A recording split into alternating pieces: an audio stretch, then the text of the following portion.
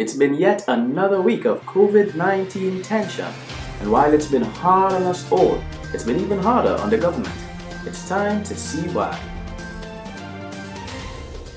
Ian Allen taught us this week that just because you can't act, it doesn't mean you can't act like a fool. Keep going. Go. Israel, I want you to know I love you plenty. Look at this. Somebody come look at this.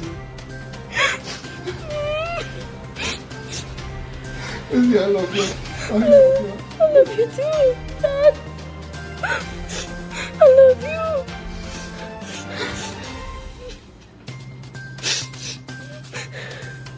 Daddy love you, Israel. I love you too, Dad.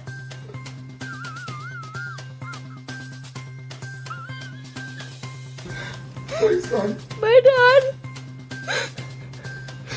get home. Now, at the time, no one could confirm whether Ian's story was true or not, but the following morning, his wife confirmed that he had been transferred to the Pora hospital, leaving many confused and shocked that he had a wife. There was also Jagdish Pramsu, who gathered the sympathy of the media due to him being trapped in Margarita. All Mr. Pramsuk wanted was to come home, but here's what Stuart Young had to say about that. Not on my watch! Now don't be alarmed.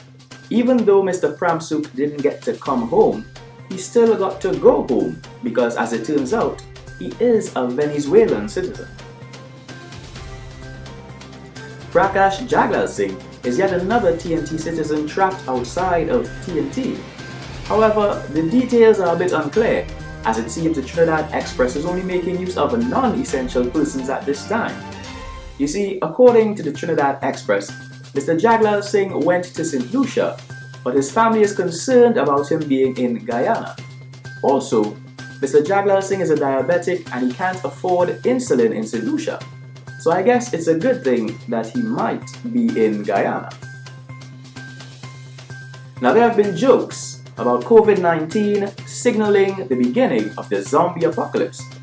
Even though we are yet to see any zombie-related activity, Rebel 6 has developed a peculiar talent that might concern us.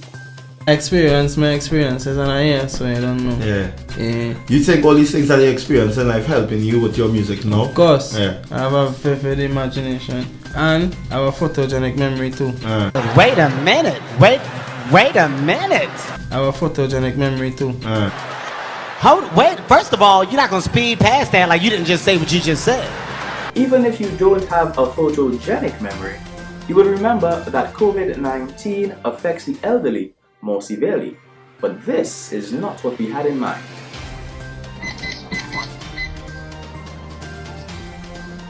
Don't make no scene. Don't make no scene. Fucking give money, I will shoot you, old man. Man, I will shoot you. No! Ow! Give money, Jack. The culprit here was of course caught because he was the only bandit still reporting for work. In fact, if more of us would behave like the bandits are right now, we could easily beat this COVID-19.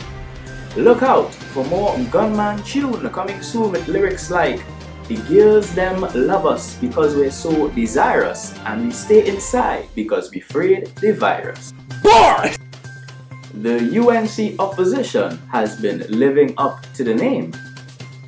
After the government closed our borders, the UNC was ready to take them to court so that we could reopen the borders for Barbados contingent.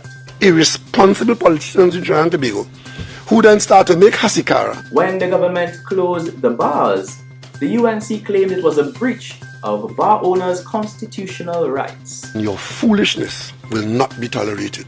So now that the government has announced the shutdown of non-essential services, it's only right that Kamla Prasad Bisesa is thanking the government for finally taking her advice and engaging in this national shutdown. Seeking to score political points. This, of course, was on the heels of Kamla Prasad Bisesa circumventing every single official procedure so that she could win the race in announcing her first COVID-19 death. Fortunately, She prevented the government, who's been providing us with information in person every single day, from hiding any more of the facts from us. Now, Mrs. Prasad Bisesa has come under criticism for her actions, but I've compiled a list of ways in which her early announcement has benefited us, the public.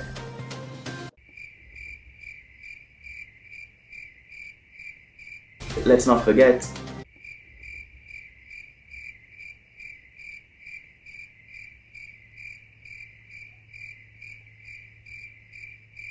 and of course there was this.